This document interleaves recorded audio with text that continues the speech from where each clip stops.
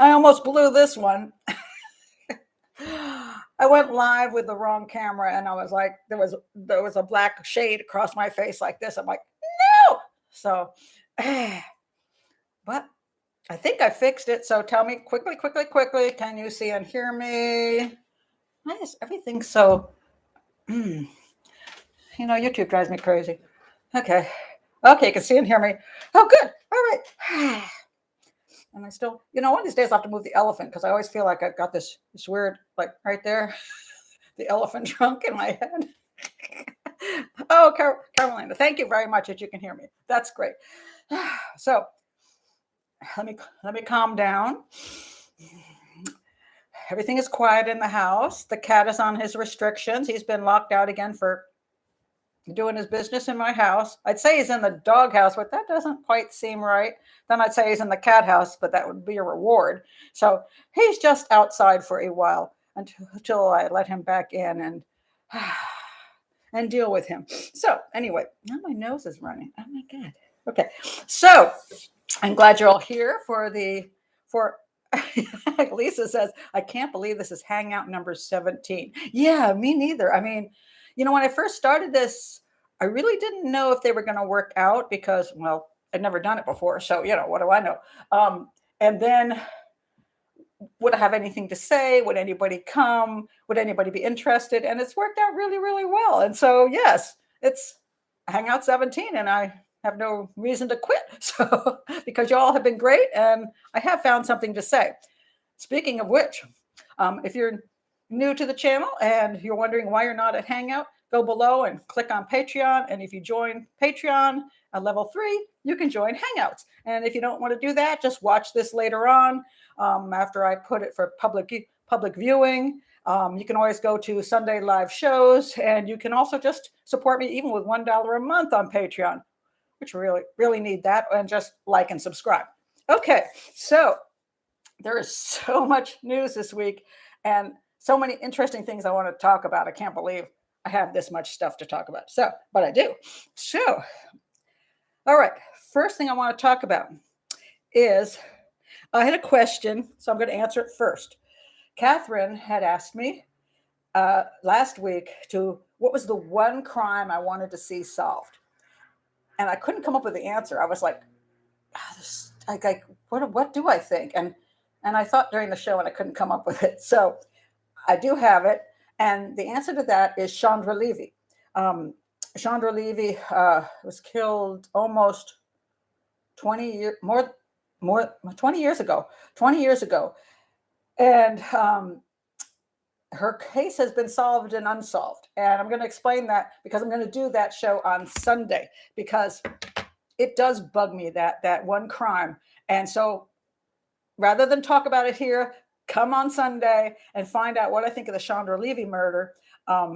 Because she was definitely murdered. They found her body, so she's not a missing person.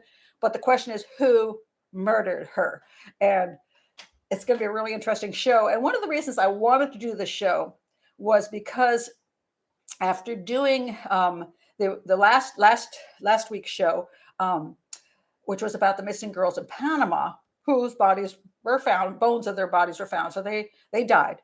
I have had a couple people coming in constantly saying, you're wrong, you're wrong, you're wrong. The girl, my determination was that they had died of, unfortunately, making a mistake and taking a trail they didn't know and getting lost and then coming to an accident and dying over time. But people are coming in going, oh, but there's all this other things you should be looking at. You're ignoring this and you're ignoring that. And what they're really doing is ignoring the actual evidence. And they're pointing out these little, what they call facts or inconsistencies. And it kind of drives me nuts because in some cases, there's a solid amount of evidence in one direction. Solid. And then there are other cases where it is a little questionable. That's why I'm going to do Chandra Levy on Sunday. That's one of those cases. But I didn't find that true in the case of the missing girls in Panama. I found enough evidence in one direction and zero evidence in the other direction. So, but people like to come up with stuff. And so I had this question from somebody about another case, and it was called, let me see if I can find it here. Let me find my case. It was called, it's called the Starved Rock Murders. And this took place in 1960. Okay, so what happened is HBO has a documentary, don't you know? And it drives me crazy. So in 1960, what happened was three women went to the Starved Rock State Park, and they stayed there. They checked into the lodge, and then they went on this, little afternoon hike and never returned. And then they found them in a cave, bound in twine, partially disrobed, and all three suffered severe head trauma. And a blood-stained tree limb was found nearby. It was used. It was found to be the weapon. Okay, so what has happened, though? The guy they convicted was a guy named Chester. I don't know how to pronounce his name. Weger, Wagner, something like that. He was previously the longest-serving inmate incarcerated by the state of Illinois. Okay, and to November 21st, 2019, they granted parole to him. So he was like an old dude at that point. So now, HBO comes up with this documentary, and one of my wonderful followers, one of my, wonderful subscribers, one of you great guys, thought this was a very interesting documentary. And for good reason, because this is what documentaries do, especially, and I've worked on them and they drive me nuts. They're not concerned with the truth. They're concerned with coming up with something that will sell. So they come up with a cool idea. And so they came up with this one. And when I look at, there was another, and let me see if I can find it here. Oh, here it is. There's the case of the overlooked clues. Dogged work of two small town cops find starved rock suspect. But then there's this whole HBO thing saying they actually overlooked these other clues, right? And he's really maybe innocent. Okay, now let me explain how innocent this dude is. All right, so it's a fairly isolated location. So it's not like when you have somebody who's murdered in a, they're murdered like in a city. You're like, dang, I don't know. Could be the whole city, right? You're murdered out next to the lodge in a park. Not very many people out there. Okay, so what happened was, this documentary comes up, and this is what I basically came up with immediately when I looked at this case. They're going to leave out important information, or they're going to put it in, but then they're going to downplay it. There was twine that matched the twine in the kitchen where this dude worked, because he worked at the lodge. There was blood on his coat, which originally was said was not human, but then it was identified by the FBI lab as being human. And some of it matched the type of one of the women. Everyone who worked with him said that he had scratches on his face the following day, which he claimed he got from shaving. Dude, do you not know how to shave? No, shaving does not give you scratches.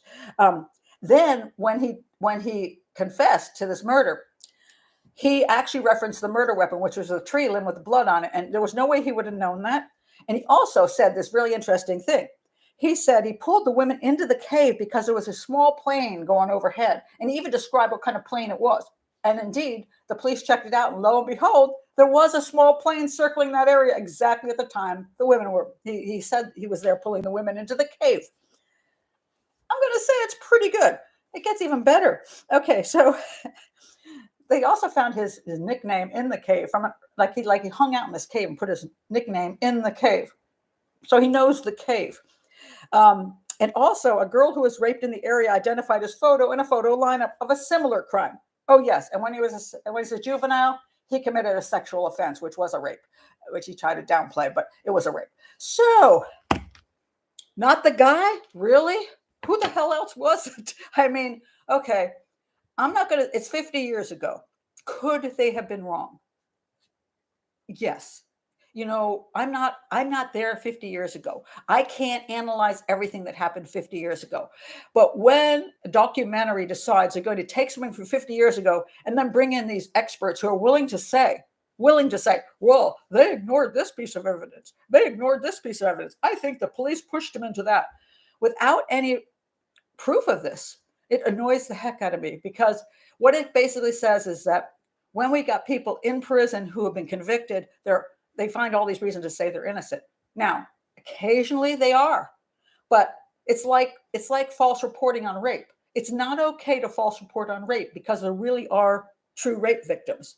And I don't think it's okay to keep saying all these guys who've been convicted are innocent because, first of all, they're probably not, but there are a few that are. And so I think we should focus on them and be fair about who they are. So that's just and so what happened with the missing girls is that's the same thing. Somebody's out there going, what about this? I'm like, okay, you're ignoring all the actual evidence to say, what about this? And the what about this is something that you could explain in 10 different ways. But all the evidence points this way. But you're going to say this is proof that it didn't happen.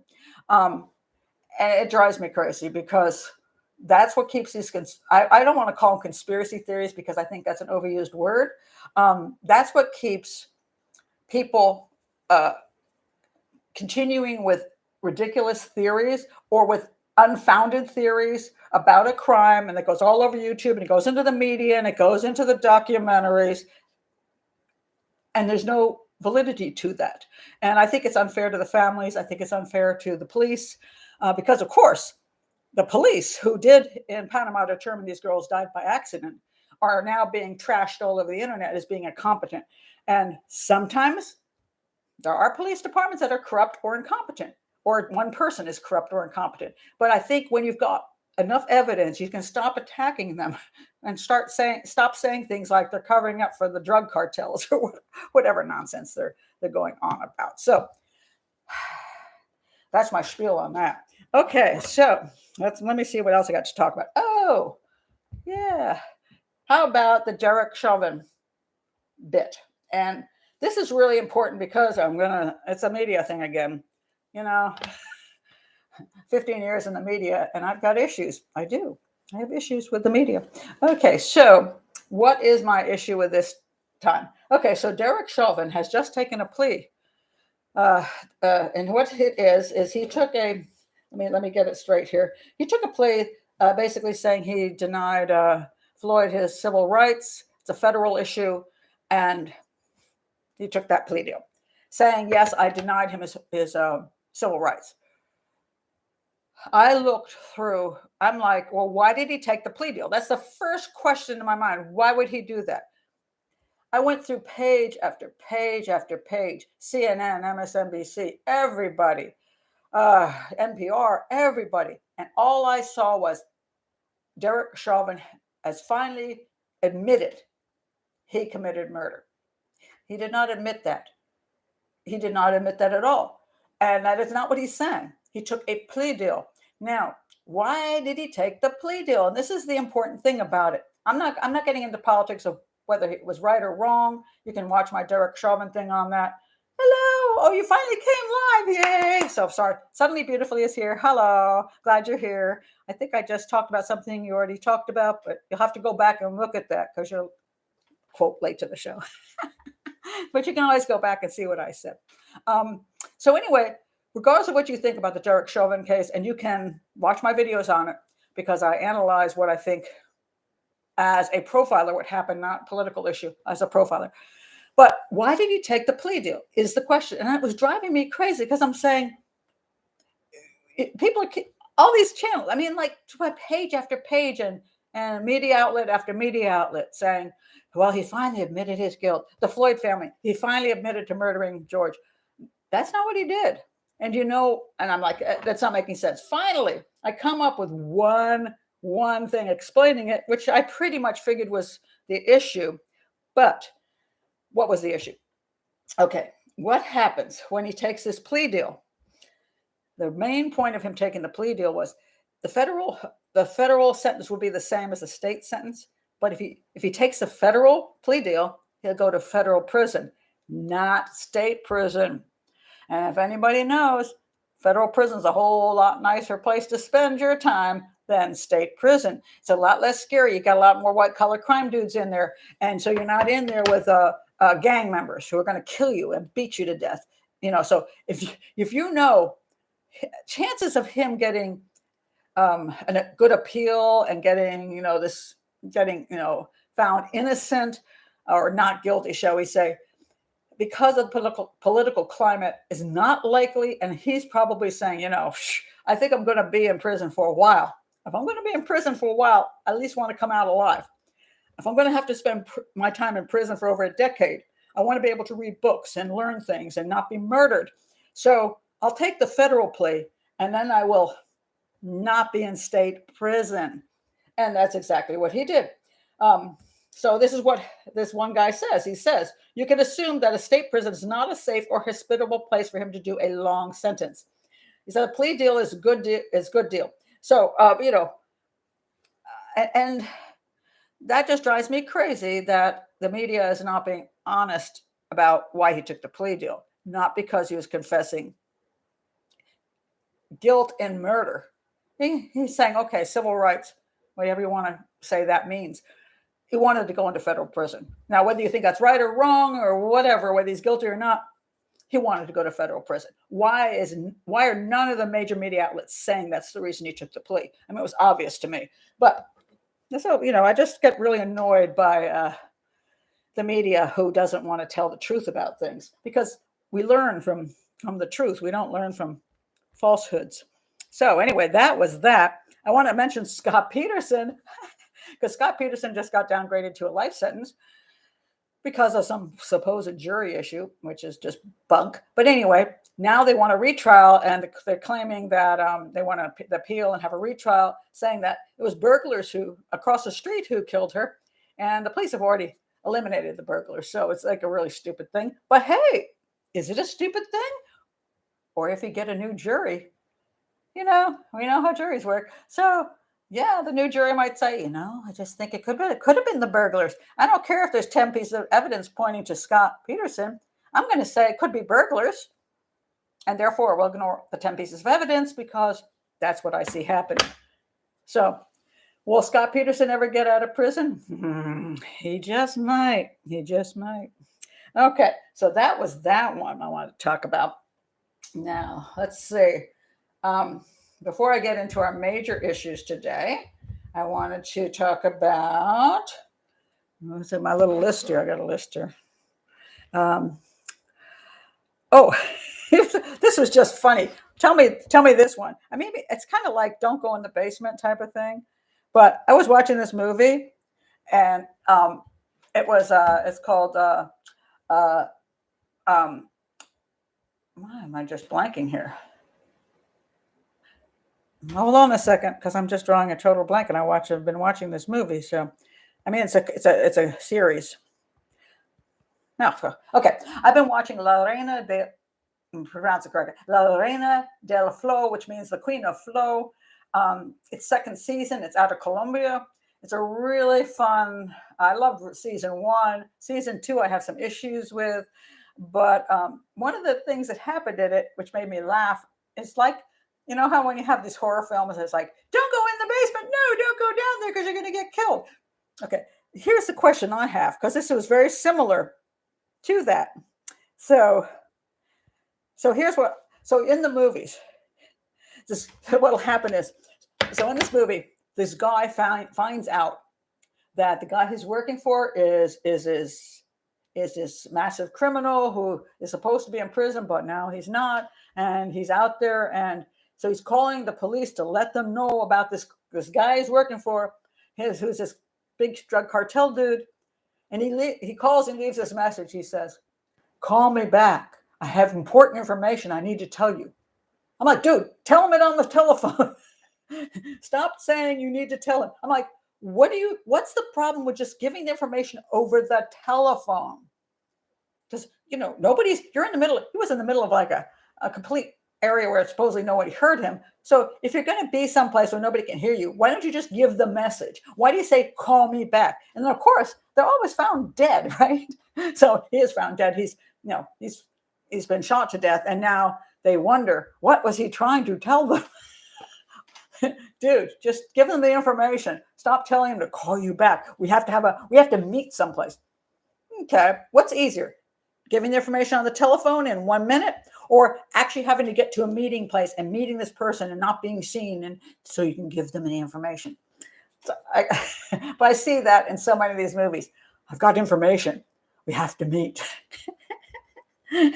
So that one made me laugh. So I thought that was kind of funny. So now let's see what else do I want to talk about just quick.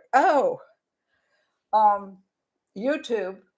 A lot of times people say, well, YouTubers solve cases, and a good portion of the time they actually don't really solve cases. Most of the time they don't solve anything. They're just YouTube channels talking about cases. Once in a while you hear this, and this is why you hear this. There's a YouTube channel where they just said the guy who runs the channel found this missing teen's car in the water after many, many years. And he solved this crime. I mean, it wasn't a crime. They went into the water. It was an accident, but he found the missing persons. And it's great. It's absolutely great.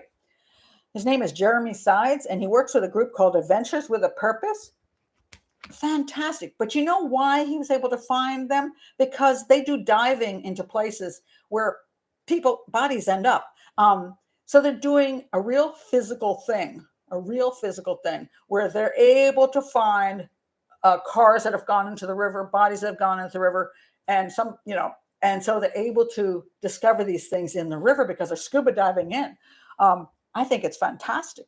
But they're not just YouTubers. They're actually people searching for missing persons with a skill. They have a skill, okay? So that's the difference between, just talking about cases that you don't know anything about and having a skill to actually do something about it. So I thought that was really cool. I like that a lot.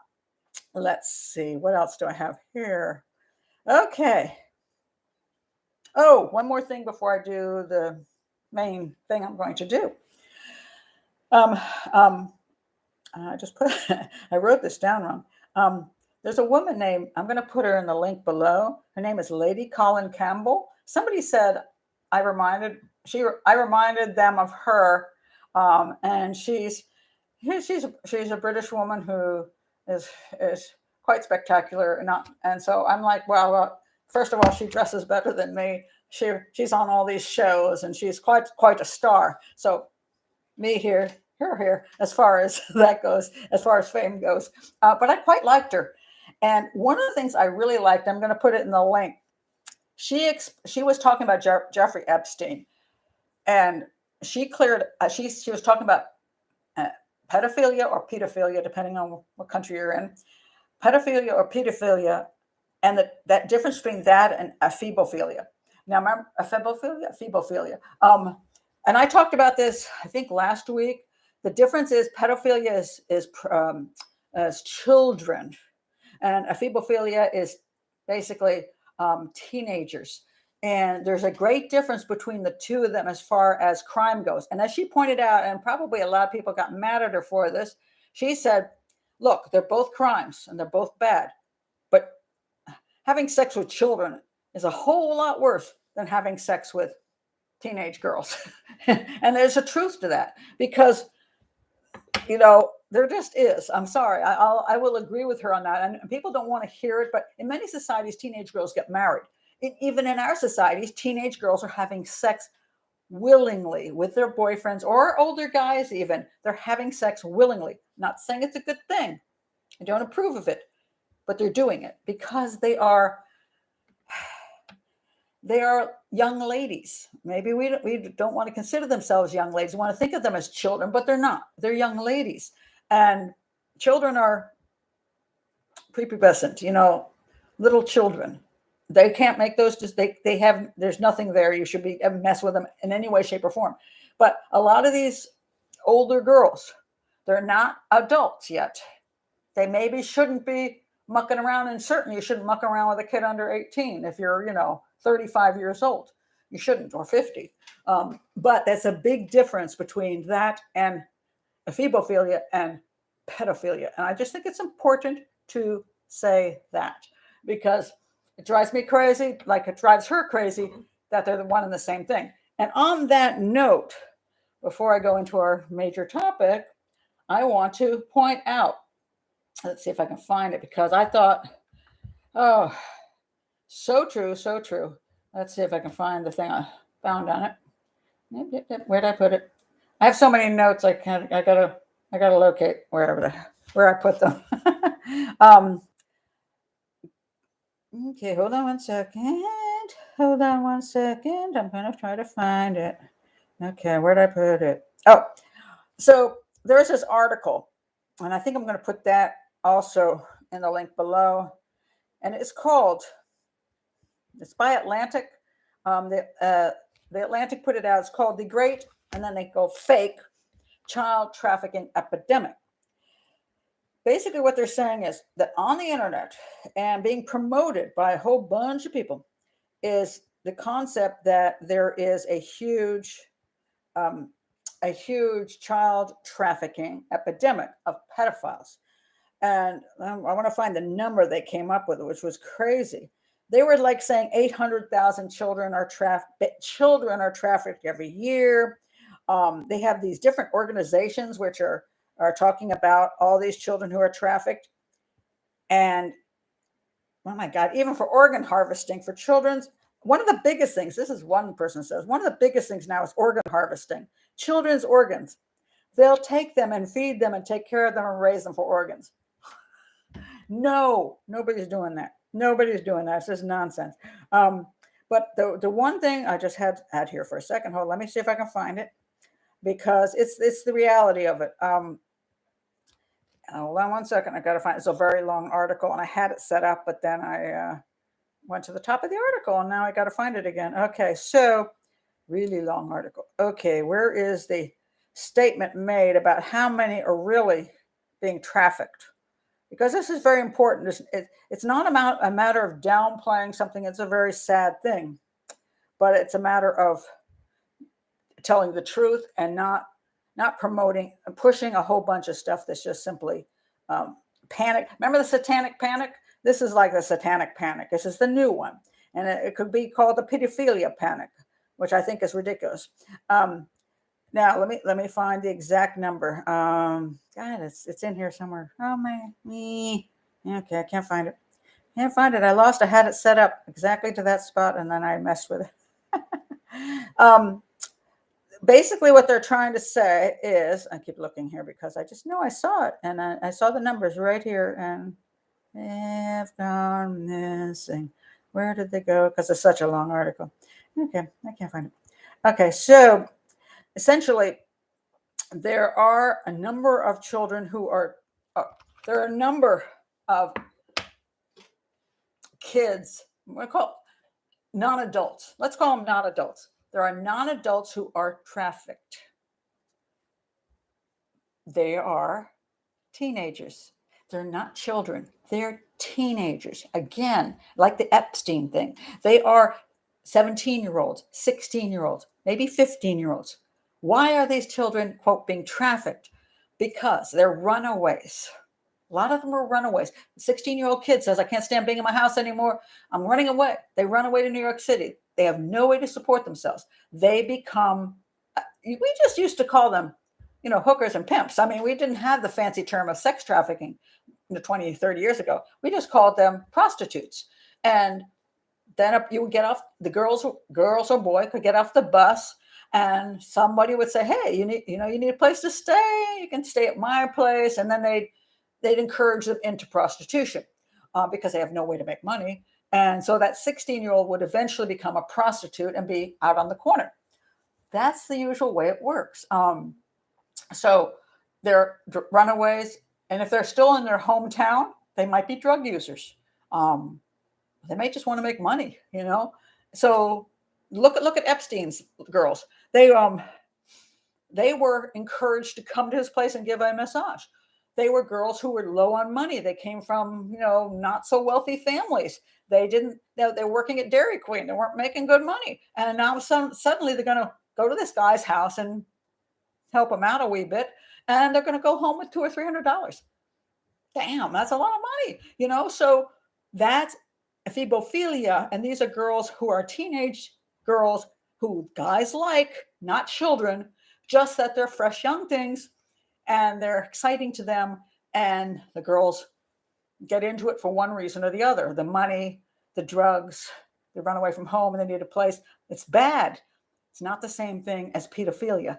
Pedophilia almost always, and this in the US at least, is home based. It's stepfather raping child in house, that kind of thing. Babysitter raping child in house. Occasionally, some guys who are creepy guys sharing children between houses or sharing photos and stuff like that. It's usually very home based.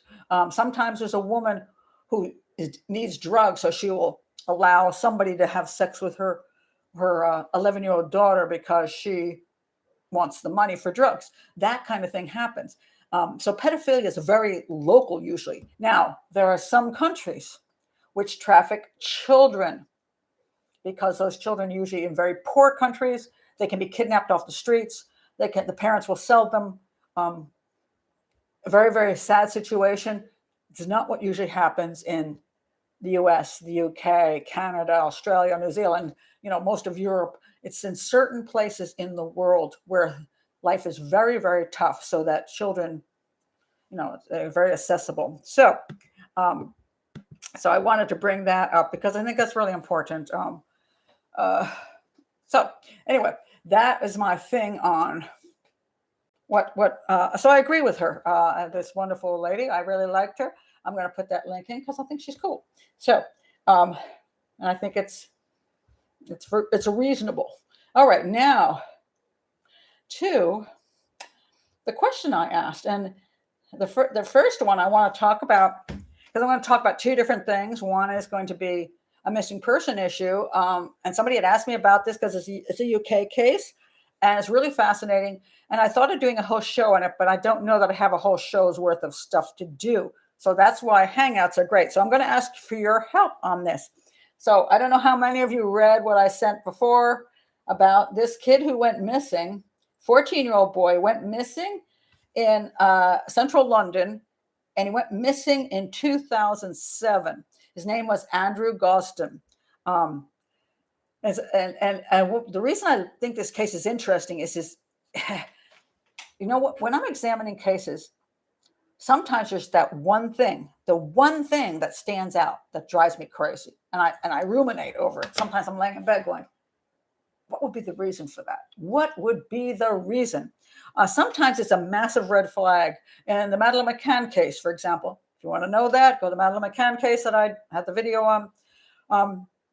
The parents ignored completely, or not completely, ignored heavily, a man who was seen taking away a little girl that looked like their girl. At the time, their little girl disappeared, but they didn't seem to be very interested in that particular possible abductor, which to me was a huge red flag, because if your child was really abducted, you'd be all over that, and they weren't. And it has always bugged me, and I've always thought that was the key to that case. Now, sometimes there's something that's not necessarily a key, but just something that drives you nuts. So let me read a little bit about Andrew Gosden, and then you tell me about these. There's two things that people are stuck on, probably for good reason, and trying to figure out what happened to this kid. So anyway, he was 14 years old, and he left his house. And on that day, he left his home. It was I'm going to pronounce this incorrectly, so everybody from the UK can make fun of me. Doncaster, South Yorkshire. Am I even close? Anybody? Okay, who's here from the UK can make fun of me? Doncaster, South Yorkshire. Am I saying anything correctly? Somebody let me know, because I don't see anybody coming in on my chat here. Wait a minute. What the heck is this? Hold on a second. What? Hold on a second. Seriously? Okay. I'm sorry. I'm sometimes I can't. Okay. Nope. I don't see it. Somebody tell me whether I'm saying that correctly. Who here is from the UK? Who can say if Doncaster and South Yorkshire are correct pronunciations? And while I'm waiting, I'll tell you the rest of the story. He withdrew £200 from his bank account and bought a one-way ticket to London from the Doncaster station. He was last seen on CCTV leaving King's Cross station. Despite numerous national appeals for information in the years following his disappearance, Gauston's reasons for traveling to London that day and his subsequent fate have never been established. I think that is absolutely fascinating. Not been established. Nobody knows what happened to this kid. He's never been seen again. Nobody knows why he went to London. They have no clue. They don't know why he withdrew his $200, and they don't know why he bought a one-way ticket.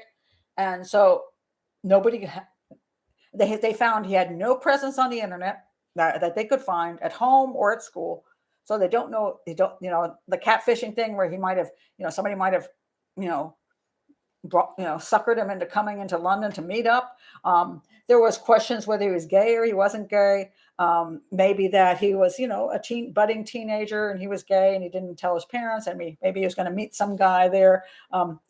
Lisa says a 14-year-old has a bank account. Apparently, he had a bank account. Yes, he did. Now listen to what else they say about this guy. He was a gifted student with a 100% attendance record at the Macaulay Catholic High School. He got straight A's in his examinations. He was described as a prize-winning mathematician who seemed destined for Cambridge. He was described as having a neutral attitude about school, hoping the upcoming school term would provide more of a challenge after having cruised through his education so far. He's a little bit bored, I guess. Gausden tended to reveal little about his school life to his parents. That's a concern.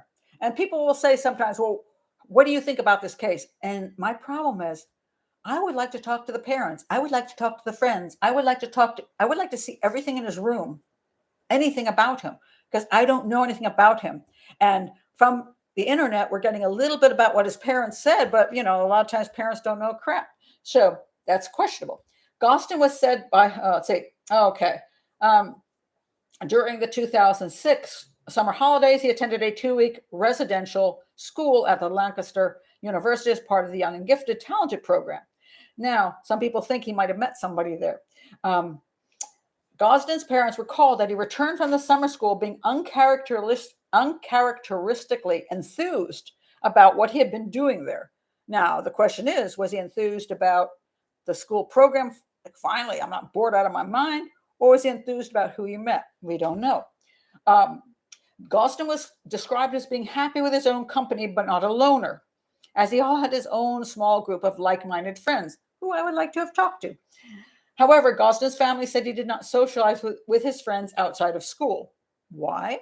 Gausden exhibited no signs of depression, and there were no indications he had been subjected to bullying. Gausden was said to be absent-minded by his father, not streetwise, and potentially vulnerable. He was a deep character who did not get worked up or moody. Other sources stated, basically they said he was shy, but he was mature beyond his years. Mature beyond his years, I've heard that over and over again. And when you watch my Chandra Levy thing on Sunday, I don't know how many people said she was so mature, and I'm finding her extremely, extremely immature. So I don't know who comes up with that crap. I think they just want to believe that a person is smarter than they actually are. Other sources stated that although Gausden was age 14 when he disappeared, he looked younger, perhaps about 12, as he was small for his age. He wore strong prescription glasses, was deaf in one ear, and had a distinctive double ridge on his right ear. I don't know what that means. Gausden had light brown hair, but was planning to dye it black before he disappeared. That's interesting. Why? And then when he disappeared, he wore, what did he say? He wore some, where was it? Before he disappeared. So this is what happened on the day. So this is interesting. On the morning of his disappearance, he had difficulty waking up and seemed particularly irritable. His mother has stated that this was unusual, as he was normally awake on time. At 8:05, he left his house and was witnessed walking across the local park to his usual bus stop. Instead of taking the school bus, he diverted from his usual route and walked to a cash machine at a local garage. Here he withdrew £200 from his bank account, which was almost all of his money. That's all he could get at that moment. At home, Gausden placed his uniform in the washing machine and his blazer on the back of his chair. He then changed into casual clothes consisting of a black slipknot t-shirt and black jeans, and took a bag embellished with various patches of rock and metal bands. He also took his wallet, keys, and a PlayStation portable console. But he didn't take the plug-in for that, which is interesting. He didn't take the plug-in for that, so That was an important part. Okay. And he also didn't take the $100 in cash he'd saved up from his birthdays. That was in the room. So he didn't take his charger and didn't take the other $100 worth of cash. And then he was seen at 8:30 walking away down from the house. He walked to the Doncaster railway station, purchased a one-way ticket to London. The ticket seller later recalled, she said, hey, if you get the return ticket, it's just 50p more, but he insisted on just getting a single. At 9:35 is witnessed boarding the train to King's Cross Station. And a woman who sat next to him said he was quiet and engrossed in playing his video game. When Gauston failed to attend morning lessons in his school, they contacted his parents. And when he was seen, he arrived at King's Cross Station at 11:20 a.m. He was seen on CCTV at 11:25, and that was the last he was ever seen. So, what happened to him? What happened to this boy? And nobody has a clue. Never been seen again. So now what are the different possibilities? Okay, so there are those who think he was planning to commit suicide, that he ran away. He wanted to run away from home, change his whole persona, and just disappear and become a new person with a new name and everything. And since he's never been found, they think he's out there living somewhere under a new name because he was just tired of being whoever he was. Now, at 14 years old and looking 12, I'm thinking that's kind of pretty hard to do. Pretty hard to manage. He's got limited income. He's got no way really to work at 12. Looking 12, you're not going to get a job hardly any place. I think he'd have a hard time pulling that off and not ever being found. So I'm going to take that concept that he ran away to become a different person and has never been found, but he's alive. Let's check that one. That's just ridiculous. The next concept is he wanted to commit suicide. There's easier ways to commit suicide, like hang yourself in the closet. You don't need to go to London with your money and look like you're off for the day. And then what? Where did he commit suicide that nobody's found him? I mean, does that make any sense? Now he'd be 28. Let's see. What would he be now? Let's see. Went missing in 2007. Can you count? 2007. So almost 15 years. 20. Very, very good. He'd be 28. He'd be 28 years old. And he'd be hidden all those years. Now, if he were 17 and ran away from home, I could buy that. But a 14-year-old who looks 12, probably not happening. And he doesn't seem like he's planning to commit suicide. I don't get the suicide thing. Some people think because he bought a one-way ticket, that meant he had no intention of ever returning, and he just didn't want to die near home. So I don't know. What was he going to do? I mean, where did he go to commit suicide? Find a vacant lot and what? I mean, I don't understand. Find a lake someplace, in central London. I mean, it doesn't make any sense. So I don't think suicide was that either. So now we're down to another possibility. And one is he went to London to just have a nice day. And something happened to him. Somebody kidnapped him and did him in. Or he was going there with a purpose to meet someone. And this has some validity. He bought a one-way ticket. Now, it might just be that he was like, well, I'm not sure exactly where I'm going to end up, so I'd rather just not buy a return ticket yet. Or somebody might have said, well, I'll take you home. You get yourself to London, we'll meet, I'll take you home. And then they never took him home. That's a really good possibility. The question people have is, if he's not on the internet, who the heck is he meeting?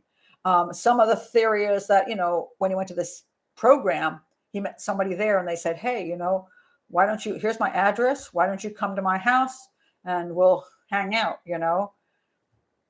And that's why he didn't worry about plugging his little plaything in, because maybe they said they had one. Maybe, he wanted to look cool when he got there because they were a slightly older person. It's really hard to say, but that's a possibility.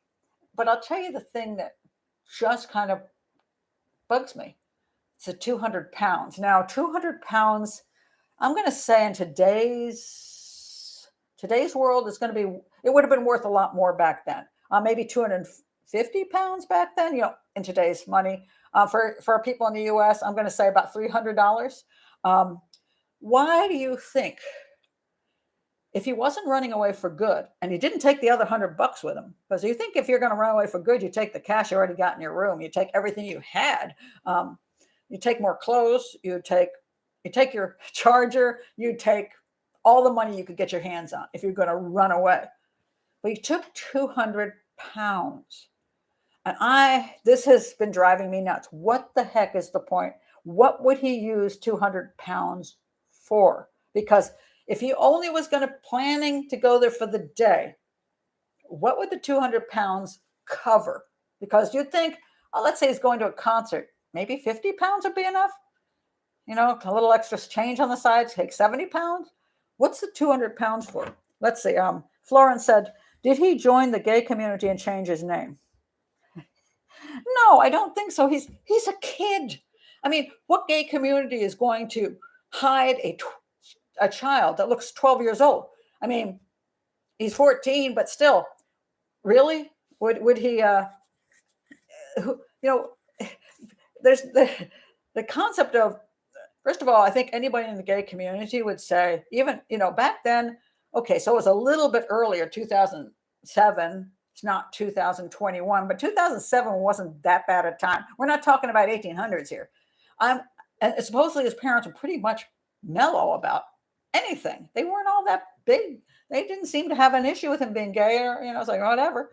I think any responsible adult in the gay community would have said, dude, you got to go home. Tell your parents, we'll back you up. You want to communicate with us or whatever, go home. You're young, you're 14, you can't survive out here.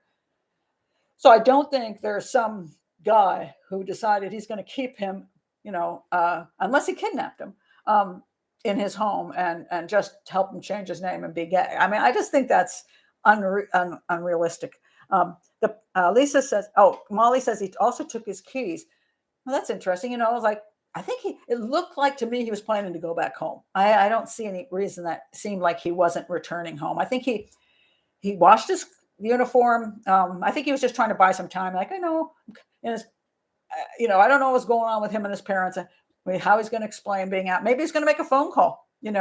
Just because somebody disappears during the day doesn't mean they're not going to phone home and say, "Oh, Mom and Dad, I just kind of lost my mind. I thought I'd go to London. I just took a train and I'm just hanging out. I'm going to be home." Maybe he thought his parents would come and pick him up. Who knows? But I don't see that. It didn't look like he intended not to return home. Lisa says the pound to dollar rate in 2007 was $2. Okay. But my point, pointing out was that the money might have gone a little further, so mostly what I was trying to point out. But okay. So in 2007, so it would be $200, 200 pounds, 200. Wait a minute. The pound to, wait. Okay. Let me try again. The pound to dollar rate was, wait a minute, 2 pounds to $1?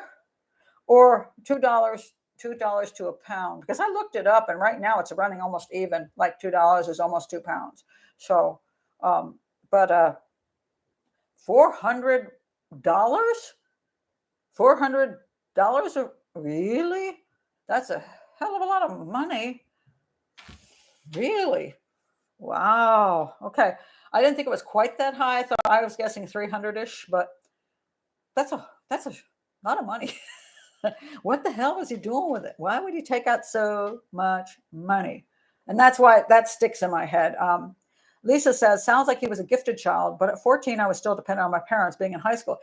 Being gifted doesn't mean you're street smart or able to work or survive. I mean, especially sometimes when you're gifted, you have less ability to do that. In other words, you're school smart. You're mathematics smart, science smart, but you're not street smart. And it didn't sound like it came from a street smart family. So the fact that he would think, he might have been, who I'm going to go today, go to the ticket was minimal. The ticket was really minimal. Let me see if I can find the ticket for you. And let's see. He left his house. Where's the ticket issue? He bought the ticket. The ticket was, the one-way ticket was 31 pounds, which is still pretty expensive, actually. 31 pounds. but he would just pay 50p more for a return ticket. So yeah, okay, that was a good question.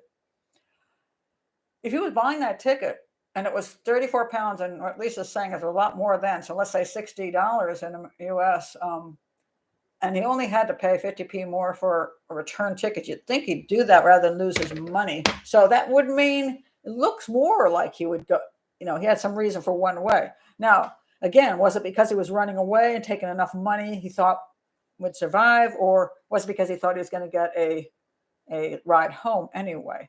And my point basically being in this case is I have no clue. So somebody wants me to analyze this case, and I am really stumped. I am totally stumped. There's so little. I mean, if I were working the case and could talk to the parents and could talk to the friends and could see his room and look at all the police reports, I might have an actual determination as to what I think happened. But quite frankly, I have not a clue.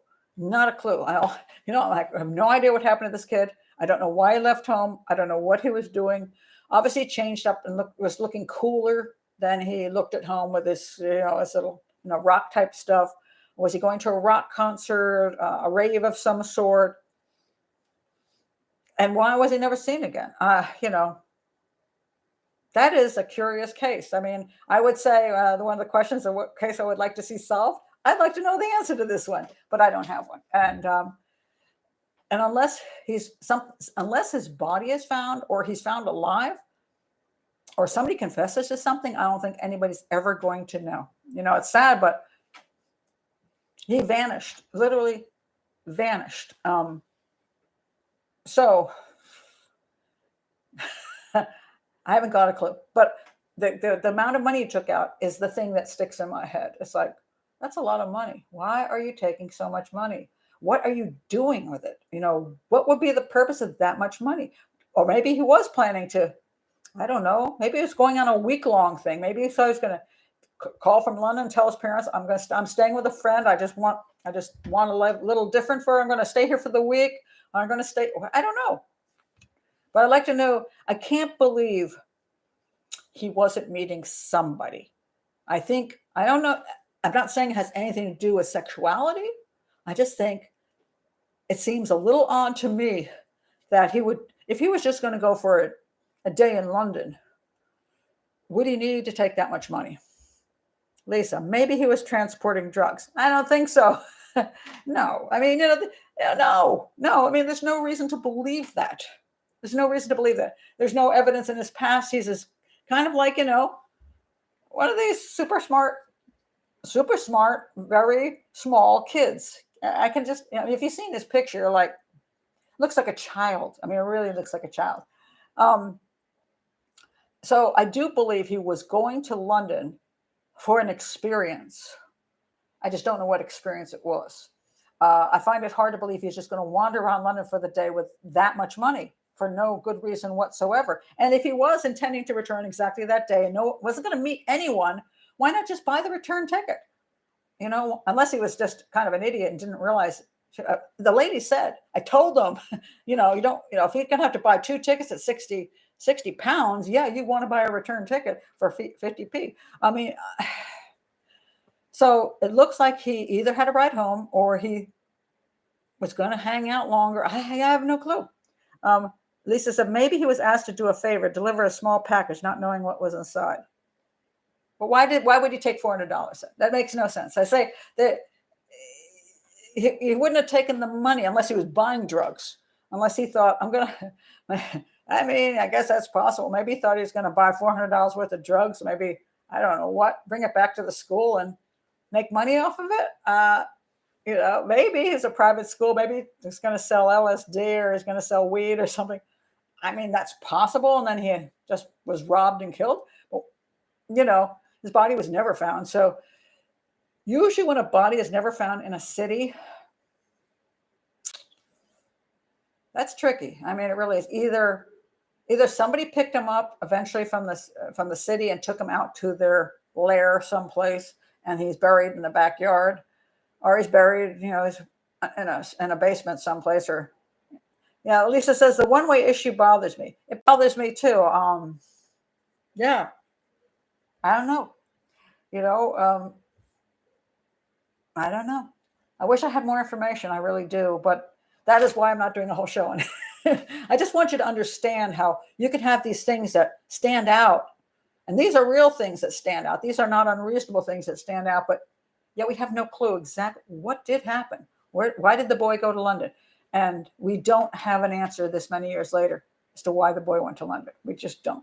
And it's very annoying. But it's a fascinating case. But I just don't know. Molly says he asked for a new Xbox for Christmas. Not sure if he got one. He loved those games. Yeah, I mean, maybe he was going to buy an Xbox. How much does an Xbox cost in those days? Now that could be interesting. Maybe somebody said they had an Xbox and they would sell it to him. That's a good one, Molly. I hadn't heard that, because I'm only seeing what I'm seeing. That's not a bad concept. Because if he thought he was going to buy an Xbox, maybe he didn't want to tell his parents. Maybe they said, well, let's see. He just didn't want to wait till Christmas, and somebody said they had one. I don't know. What does an Xbox cost? I wish I knew, because I never bought one for my kids. Sorry, children. Somebody tell me what an Xbox cost in 2007, because that would make sense. It's actually the best. That's the best one I've heard, Molly, because if somebody was selling him an Xbox, and they said, it was too expensive to buy a brand new one, and he thought, well, he still brought a lot of money. And then he went to get that, thought he was going to buy a slightly used one, or maybe one that fell off the back of a truck, and somebody lied to him. I mean, he still disappeared. So, it's not like he came home with the Xbox, but that's an interesting point. Microsoft announces a 30-pound drop in recommended retail price for elite pricing. Was this in 2007, Lisa? You're saying 299.9 pounds, 299 pounds, almost 300 pounds. Well, that's expensive, little bugger, isn't it? Martin says, sorry, I'm late. I was watching my soccer team. Okay, so Martin, I'm going to ask you this question right up front. I want your opinion. We're talking about the disappearance of Andrew Gosden from South Yorkshire, the 14-year-old who took out $200 out of his account and went to central London and vanished. And so we're trying to figure out, we're just trying to point out the issues of when you have something with very little information. He's never been found, never been seen again. But why did he take 200 pounds out? What was he doing going to London? He bought a one-way ticket. And Carolina says, if I were his parent, I would hire a PI to investigate all the people at a place he just returned from. I'll tell you, Carolina, one of the problems I have with PIs, they will milk you to death. They will. I mean, that's the problem with them. I'm not saying all PIs, but let me tell you, I've run into so many of them do this because they get paid by the hour. So what happens is they will find people to interview for hours and hours and hours, and 20,000 pounds later, they got nothing. And I'm not saying it's a bad idea, but at this point, maybe it's something worth doing. One would hope the police did that themselves. But, you can go broke on a PI, just to say. I've often found the PIs aren't very useful because they often don't tell the truth because they're making money. I don't know how many. I've had a number of people call me about cases, and they're like, "Oh, we had this PI look at this case, and they spent $20,000." And I'm like, I looked at the case for 1 hour, and I'm going to tell you what happened, and you don't need to hire the PI anymore. And I don't charge them, so I think going to save them $20,000. Lisa says, "Good insight, Molly." Martin says, "I don't know much about the case. Maybe $200 was a limit he could withdraw." Yes, that is true, Martin. It was the limit, but he had $100 in cash at home as well. I mean, $100, 100 pounds in cash at home. So that was the limit. But the question was why he needed that to go to London. And that's the question. Molly says, "Thanks, Lisa. It's because Pat makes us think. Well, I just, this is a really thinking case. And it's one, as I say, I don't have a lot of insight on, because the information is limited for me to examine all the evidence. I don't have a lot to work with. And so I really honestly don't know. Martin says, train tickets are expensive here. Yes, he bought a one-way And the lady at the station said he should pay 50p more and get a return ticket, and he didn't. So if he returned later, he had to pay 30 more pounds. So the question is, was he planning to get a ride home, or was he really just going one way? Christine says, was there a Craigslist in the area the kiddo was from? Could he have met up with someone to buy under that possibility? It was 2007. I don't know what was available. They said he had no internet action whatsoever. He wasn't on the internet. That's what they say. I don't know. That's a problem. If I work in the case, I might have more insight, but supposedly they came up with nothing, that he had no contact with anybody that they knew of, that they could not find a reason for him to go to London. Lisa says, just out of curiosity, Molly, what is your opinion of the one-way ticket issue? I want to hear that too. You can all profile with me on this one, because I'm boggled. I am. If you're not planning to run away from home, running away from home makes sense. You're not coming back, so you need a one-way ticket. But it's just very unlikely, unless. Now here's a possibility. I want to point this out, because we tend to think that people use, even children, especially, this is a child. I mean, it's pretty much of a child. He's 14, he's a teen. Teens with confused thinking. We tend to think they're smarter than they are, and we tend to think that they use logic and great planning. He could have said to himself, I'm going to run away from home. I only need a one-way ticket. I'm going to grab $200. I forgot about the 100. I'm in 200 pounds from my bank account. I forgot about the 100 in cash. I don't want my parents to find out I took the cash from the room. I want them, I don't know, whatever he thought he wanted people to think.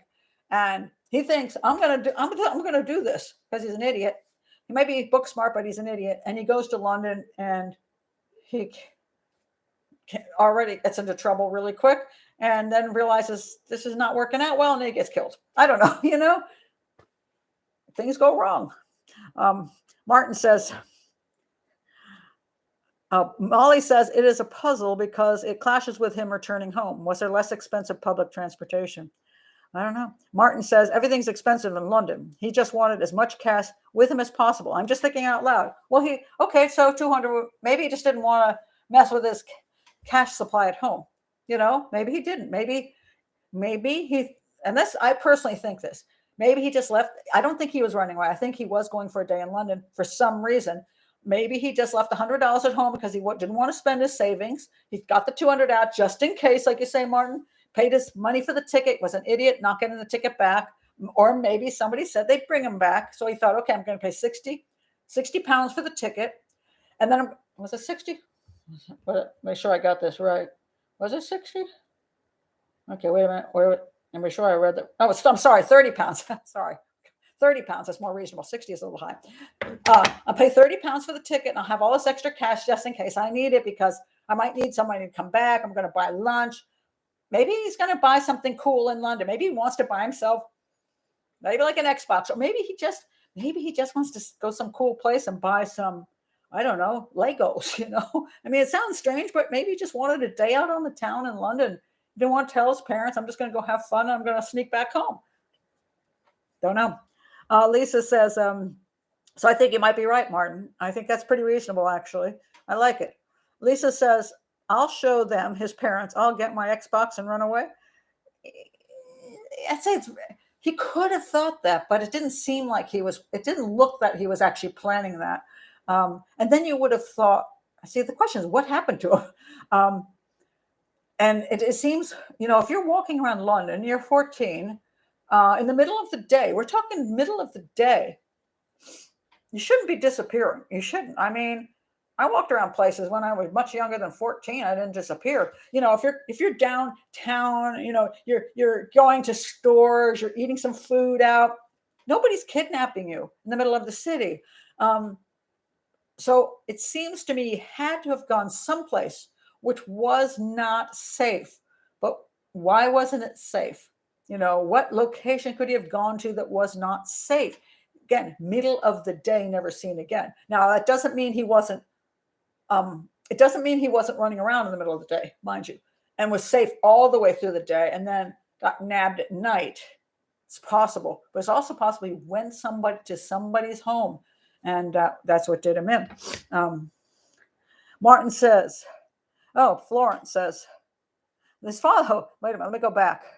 Molly says his father said he was absent-minded. Possibly he simply forgot it.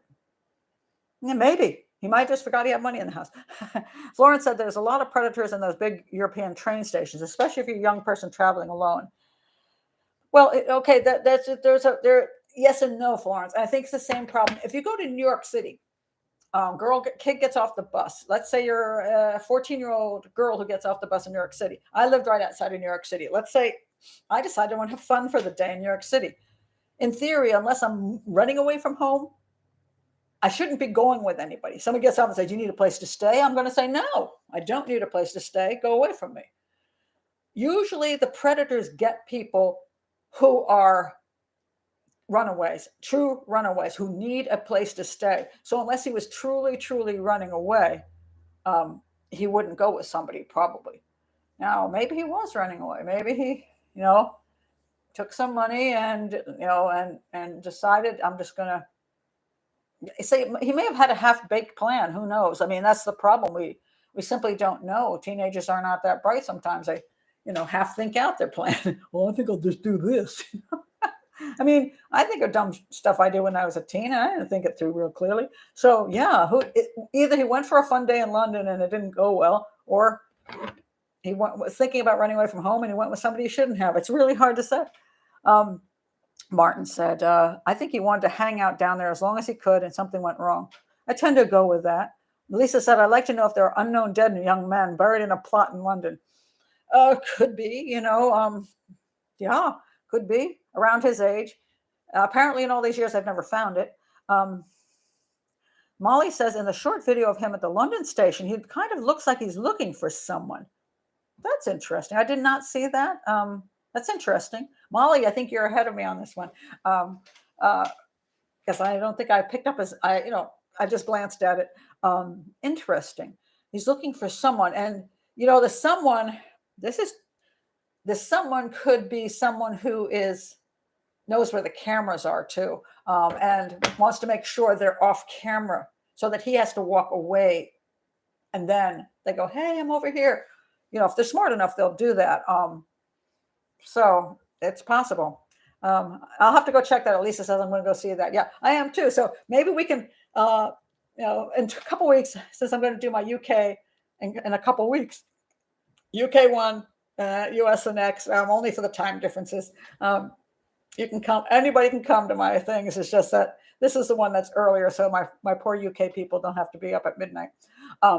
But yeah, I'm gonna take a bigger look at this, and let's come back next week and see if anybody's profiled this and figured it out, because it's just really interesting. I thought it was a great request. So that's that one. And then, so for my last thing I want to talk about today, somebody mentioned this to me, and the question is, what about serial killers that are a group of serial killers and a group of bad people? And there are two examples I wanted to pull out. A duo of serial killers. First of all, most serial killers work alone. And they work alone because, quite frankly, the psychopaths don't necessarily get along with other people. Other reason is they just want to blend into the community. They want their normal lives. This is important. People forget about this. Most serial killers want to have a normal life in between their murders. They get their power and control from the murders, but they also want to have their wife or their children or their job or whatever else in the community. So they often don't have big criminal records or doing terribly criminal things in between their crimes. Then you get the type that are duos. The duos tend to be a little bit more active and often more spree-like. In other words, you got somebody to work with you, and that's usually an older guy and a younger guy, like, cousins. You got the strong cousin, and you got the one that follows the other cousin. Sometimes you get a Paul Bernardo, Karla Homolka situation, boyfriend, girlfriend. And so they together spur each other on for these crimes, and a little bit more than normal serial killing. In other words, they're adding this thrill to we're doing it together. It's like, this is really super, super exciting. Let's get together and do this horrific thing. And then we can share this, like going on vacation with somebody you love. We can share this. That is, so you have a singular serial killer. Then you got the duos. Now you got the group of people. Now, by the time you get to a group, I'll tell you what you got. You've got A, a leader, and B, a whole bunch of messed up people. The leader's usually completely screwed up too. This is what I'm going to talk about. Yep, Martin saying the Snowtown murders were a disturbing group. Yes, they were. And I'm going to talk about the Snowtown murders. Yes, it's fascinating, but it's fascinating in a different way to me than it is to many people. There is, by the way, the Snowtown murders. Let me just go straight to the Snowtown murders. Let me. Oh, wait a minute. I'm going to do the death of Brian Wells first. I want to do that. This is the pizza bomber. I want to do this one. It took place in Erie, Pennsylvania. The reason I want to point this out is because it was only one guy that ended up getting killed, and it was one of their own guys. But I wanted to point out the people in this case before I do Snowtown, because that is really, really. They killed lots more people. They killed over a dozen people. But and they were killing other people along with their own. But anyway. Let's start with the death of Brian Wells and this group that he was in. And this goes to show you that what you point out is disturbing group, Martin. This is a disturbing group too, but listen to the people who are in the group. So Brian Wells, anyway, he was this dude that delivered pizza. He got killed in 2003. He was murdered during a complex plot involving a bank robbery, scavenger hunt, and homemade explosive device near his hometown. So it's so bizarre. Following an attempt to rob a PNC bank, and while surrounded by police, Wells was murdered when an explosive collar locked to his neck detonated. Okay, so it was live on television. So anyway, it turned out, as far as the investigators can figure out, he was actually in on the plot. He just didn't think it was a real bomb. He's got great friends, Got to watch out for your friends. Now, why should Brian Wells, who is obviously not the brightest character around, why should he have questioned his friends? Now, let me tell you the people involved in this plot. This is what is amazing. Okay, so the way it started out was this.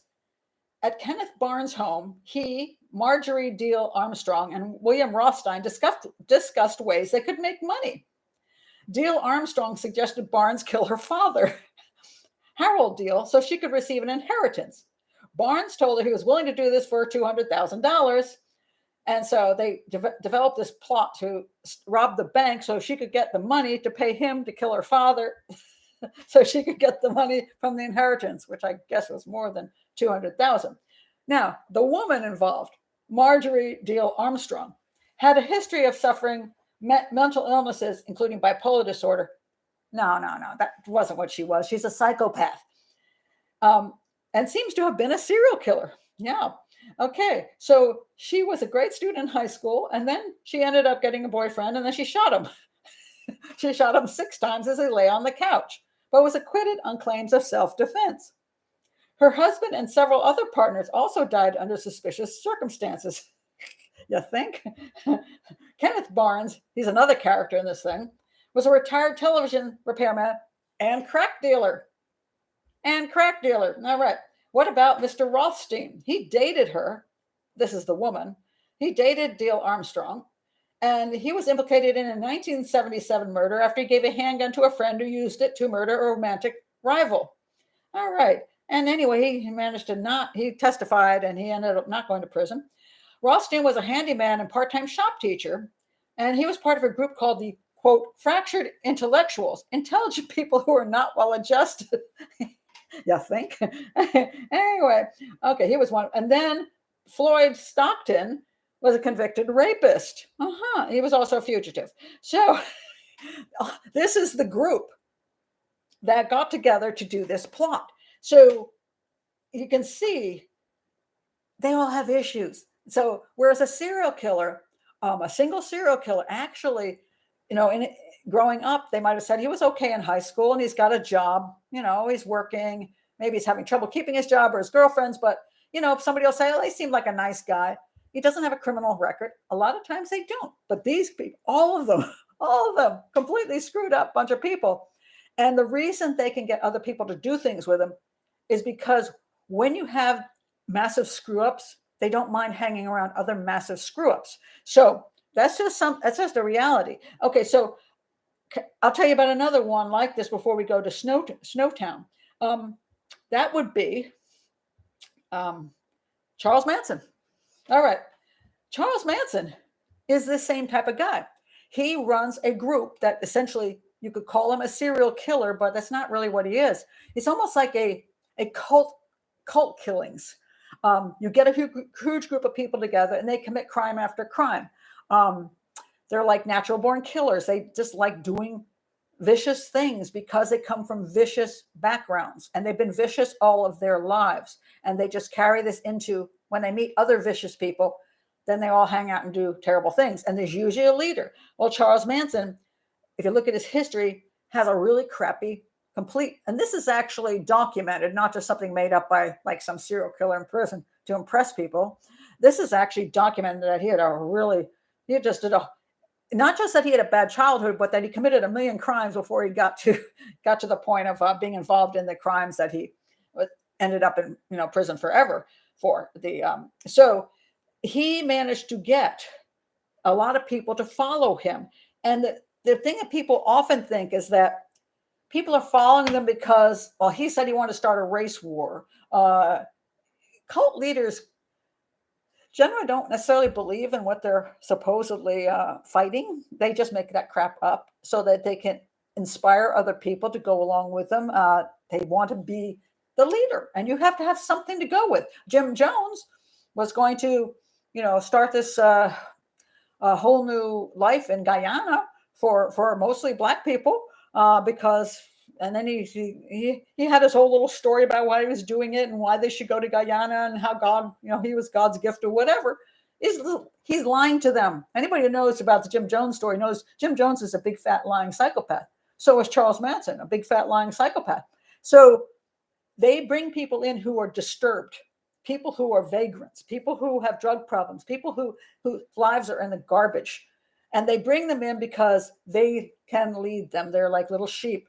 They'll lead, well, instead of leading sheep to the slaughter, they lead the sheep to slaughter. And that makes the sheep happy too, because they're a part of a group. So that's, Charles Manson was one of those. But, we often think of him as like he had some real good reason for doing this. No, he didn't. He's just a psychopath who found a good line to feed a bunch of pitiful people. Well, Snowtown, oh my goodness. Snowtown takes place in Australia. And actually only one of the murders was in a place called Snowtown. So poor Snowtown kind of got a bad rep out of that one. Okay, so let me just read you basically what it's about. The Snowtown murders, also known as the Bodies in Barrels murders, were a series of murders committed by John Bunting, Robert Wagner, and James Vlasakis. I can't pronounce his name, Vlasakis, and a bunch of other guys to help out. There was even a woman who helped out. And this happened between August 1992 and May of 1999 around Adelaide, South Australia. Fourth person, Mark Hayden, was convicted of helping dispose of bodies. The trial was one of the longest and most publicized in Australian legal history. And most of the bodies were found in barrels in an abandoned bank vault in Snowtown, hence the name, although only one victim was actually killed in Snowtown itself. The rest of them mostly killed in Adelaide. So the motivation for the murders is unclear, and this is the point. The killers were led by Bunting to believe the victims were pedophiles or homosexuals or weak in the case of some victims. Oh, really? You're weak, so we want to kill you. The murders were preceded by torture, and the efforts were made to appropriate victims' identities, Social Security payments, and bank accounts. Okay, so basically Bunting was this very in a sense, charismatic psychopath. Now, who is he charismatic to? A whole freaking bunch of losers. And so they literally sit around a kitchen table and he would discuss who they should kill. And then he'd say, let's go kill somebody. And they did. And then they did some really nasty stuff. They brutalized people in bathtubs and, stabbed and strangled and torture with electrocuted. They did all kinds of nasty little things to theoretical homosexuals or what they considered pedophiles, even if there was no proof they were pedophiles. They killed a woman because it was one of the wives of one of the guys, actually. And they were like, oh, she's a hoe. So because she was sexual toward me. And so they killed her. And the husband was like, okay. So you're talking about a really depraved group of people. And if you look at all of the histories, they're massively depraved. So let me just tell you some of the perpetrators. John Bunting, he's the head of this group. The claim is when he was 8 years old, he was beaten and sexually assaulted by a friend's older brother. Don't know if there's truth to that because, sometimes the claims are not true, but that's what the claim is. He was reported to have enjoyed weaponry, photography, and anatomy, and grew to develop a strong hatred of pedophiles and homosexuals. I don't think that's actually true. I think that's just a big fat lie that he used to get people to kill people. He liked slaughtering animals. That was really cool for him. And then he befriended his neighbors and his. Now, wait a minute. Befriended his neighbors, Mark Hayden and Robert Wagner. Wagner's romantic partner, Vanessa Lane, formerly Barry Lane, was a transgender woman with a history of pedophilia. So it's interesting how he got people he was with who were theoretically the people he didn't like at all. So I can't remember, did that person get killed off or not? Let me think. Okay, then Wagner, who had the romantic partner, Vanessa, he assisted in various murders. Then there was Jamie Vlasakis, or whatever his name is. He lived with his mother and half-brother, and he lived with Bunting and was gradually drawn into helping with the murders. He helped torture and kill his own half-brother, Troy, and his stepbrother. He confessed to 4 murders. So, and then there was Hayden. So who got killed? Let me see if Vanessa got killed. Did Vanessa get killed too? Yep, she got killed too. Eventually, Vanessa got killed. So they killed at least 12 people. And basically, nobody really paid attention to the fact they were gone. They were often killed in their own homes. And then their bodies were chopped up. And then they killed some in Bunting's house, where he then chopped them up, and got away with it for a really, really long time. Now, the question was, why did nobody pay attention? And all I can point out is that nobody really cared about those people. And why does that happen? It's because they themselves, the people who are getting killed, I'm not saying they're bad people, but they're just probably misfits of some sort or other, possibly criminal backgrounds, drug using, on the edge of community, where if they go missing, you don't notice it for a while. And you think they just left town. That's what happens with prostitutes. That's why they're targeted a lot, because when a prostitute goes missing, people figure she just left town. She went someplace else. She's doing drugs. She's with her pimp. Whatever. And they don't really know that she's dead. So that's a good group to hit. I'm trying to figure out when they finally caught on. Oh, I think it's when they killed the wife. Somebody ratted them out at that point. Now there's 2 movies on this. There's a documentary, which is okay. Goes through all of it. I personally didn't want to watch the rest of the documentary because most of it is just saying how gruesome everything was. And I'm like, okay, I don't need to hear all the details on how each person was killed.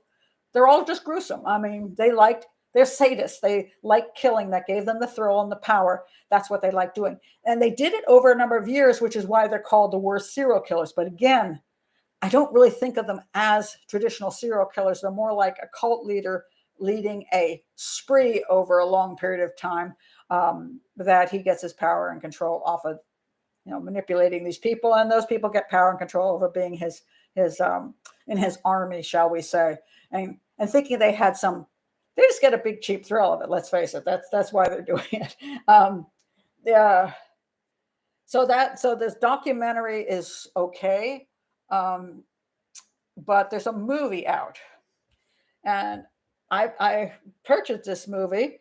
It's called, what is it called? Let me get the proper name of it. I think it's just called Snowtown. Yes, it's called Snowtown. It got huge awards. So I paid $3.99 on Amazon. and I wouldn't Prime Video, and I would not recommend anybody waste their money. First of all, it was really boring, and it's hard to say. It's hard to believe it's boring, but it's really boring.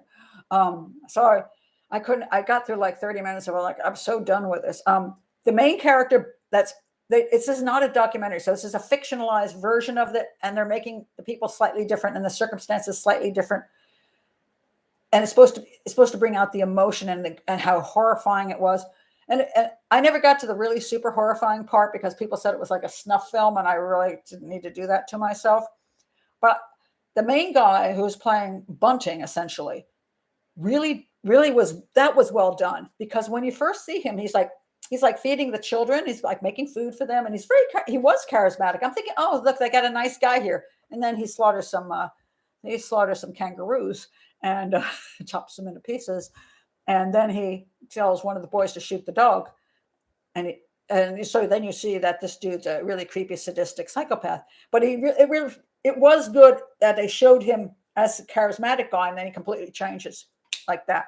But then he was still charismatic after the fact. But the rest of it to me was, first of all, I got confused between who was who, and then it just got really boring, and I got tired of looking at these sleazy people. There are a lot of them just sitting around the table talking crap, which was really, it's just like, I don't want to really watch this. It's just very unpleasant. I don't think it was well done. I personally don't, and that's why I turned it off. And so I would not recommend that you waste your time on it. Molly says, are there any good books on Snowtown? I do not know. I just don't. Here's my personal point. I'm not a true crime fan. I'm not a true crime fan of true crime books, because most of the time I think it's all about just making it like getting like, oh, it's so horrifying. Oh, look what he's lived like. I mean, we already know the guys are scumbags. It's all just really grotesque. And I don't know that there's a purpose in learning more. That's why I won't do a whole show on it, because I just don't see the purpose. There was a horrible, sadistic psychopath who found his little cult group, and he got other messed up people to kill other messed up people. So I really don't know. I think there is a book out on Snowtown if you really want to go through all the gruesome details. I don't see it personally. I don't find it that interesting. There's not that much curious to me in it. But that's just me. But I would go with either the proper documentary. There is another one that's on YouTube, which is really short, and it looks like a documentary, but all it is the guy's actually reading Wikipedia and putting pictures with it. I'm like, wait a minute, I've heard this somewhere. Oh yeah, I read Wikipedia. But there is an actual documentary. I started watching it, and I got, again, a little bored, just because there's not much there that's brilliant to me. It's just really horrible people doing really horrible things, and I don't find it fascinating. So anyway, that's just me. But the concept of these particular groups, usually when you see a group that does these things over time, they're usually as a cult leader, and it's usually very sadistic, and just and they usually come from they themselves come from really messed up backgrounds, and that's how they recruit them. Martin says, I always like hearing your perspective on crime movies. I thought Snowtown was okay, but I agree that the guy who played Bunting, and I agree that the guy that played Bunting was convincing. But it's hard to watch and grind you down. Yeah, I was exhausted all into the movie, and it just wasn't. I wasn't that interested. I really wasn't. And I know the gruesome scenes were coming up, and I have actually seen enough films that border snuff films, which offended me terribly. And I just don't really need to see somebody being mutilated in a bathtub. I mean, I don't need to see it. I don't. I think it's kind of sick. I'm against slasher movies, heavily against slasher movies, because slasher movies are usually from the killer's point of view, and it's this sick excitement people get watching people being murdered. And I'm like, that's as close to a snuff film as you're going to get. And I take offense to that. I think it's disgusting. I don't think we need to make movies like that. So I think we can make a movie about things without showing a lot of that stuff. But yeah. So yeah, I wanted my $3.99 back, but when you do Amazon Prime and you get a movie, you can't get your money back. You can buy a book, a digital book download. You can pay like $9.99 for a digital book download, and then an hour later realize that that was the wrong book. You can get your money back. But when you buy a film from Prime Video, you're done. You can't get your money back on that. So I'm like, well, I lost $3.99. But so let me see if there's anything else I want to talk about. I think that was basically it. Let me look at my little list. Yeah,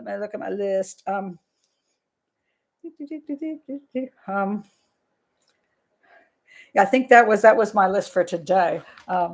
But yeah, the interesting when you get a group of people that do this. So you get your one, you get your two, and then you get your group. But the people that are usually the true serial killers are more likely to get away with the crimes for a long, long time because they are just committing the crime and going back to their normal lives. And so nobody knows who they are. By the time you start getting more than one involved, they usually do a lot more spree stuff. And they don't have very normal lives. They're usually more scumbaggy. Is that a word? Scumbaggy. And they're more involved with drugs and more involved with petty crimes and other stuff. Then they're usually found. Now, these guys actually got away with it for a long time. And again, it's because nobody really cared about who they killed a good portion of the time. And nobody said anything, or they just vanished, And as long as they got rid of the bodies, the proof was gone. So it is interesting that, how they finally they put these guys away. And let me see what happened to them just at the end. What happened to, where'd it go? What happened to these characters? So the perpetrators, let's see. Bunting. Where's the that's interesting. I'm looking for their the trials. Okay, the trial of Bunting and Wagner lasted almost 12 months, the longest in the history of South Australia. Bunting was convicted of committing 11 murders, Wagner of 10 murders, of which he confessed to only 3. And when the Vlassakis guy, pleaded guilty to 4 of the murders, and Hayden was convicted of 5 counts of assisting, of which he admitted 2. So Bunting was the ringleader. They said I'm looking for the part where they basically said Bunting had no remorse. You think? I always love it when they say that. Well, this guy had remorse. He said, I'm really sorry. Oh, makes him a really good guy. Look, no, you killed 5 people. You're not remorseful. You killed 5 people. You're just a liar. Bunting at least was honest. It's like, I don't give a crap. I like killing people. It was fun. But yeah, Snowtown. I had never heard of it, and it's pretty gruesome. And yeah, skip the movie though. Skip the movie. Don't do that to yourself. Okay, so do join me on this Sunday at 3 p.m. I will be doing the Chandra Levy case. It's such a fascinating case because let me just pull up the basics on it in case you don't know who Chandra Levy is, so I can get you back here on Sunday. Where's my Chandra Levy's Wikipedia page? Oh, come on now. Hold on a sec. I got to find the Wikipedia page. There we go. Because that's the easiest, just to give the basics. She was an intern at the Federal Bureau of Prisons in Washington, D.C., who disappeared in May 2001. She was presumed murdered after her skeletal remains were found in Rock Creek Park in May of 2002. It took them a year to find her remains. And so the interesting thing about it was that one of the suspects was Congressman Gary Condit, who it was claimed she was having an affair with, or he was having an affair with her. He denied it. And then but there was a person, his name was Ingmar Guandique. He was from El Salvador. He was convicted of the crime eventually. He was a pretty creepy rapist dude. And he was convicted of killing her. And then it was appealed, and they said they didn't have the evidence to go for a second trial, and then he was deported to El Salvador. So the question is, was it Grandique? Was it the congressman? Or was it somebody else completely? And that's what I'm going to be getting into. on Sunday because it's really a fascinating case. And this is a case where on Sunday I'm going to talk about there's evidence and there's not evidence. And it makes it really, really difficult to come up with an actual absolute sureness of who committed this crime. It's really a fascinating case. And that is the one I wish I knew the exact answer to. I have feelings about it, but I'd like to know. No, Martin, do the top of seventh count as a group? Not in that sense. No, it doesn't.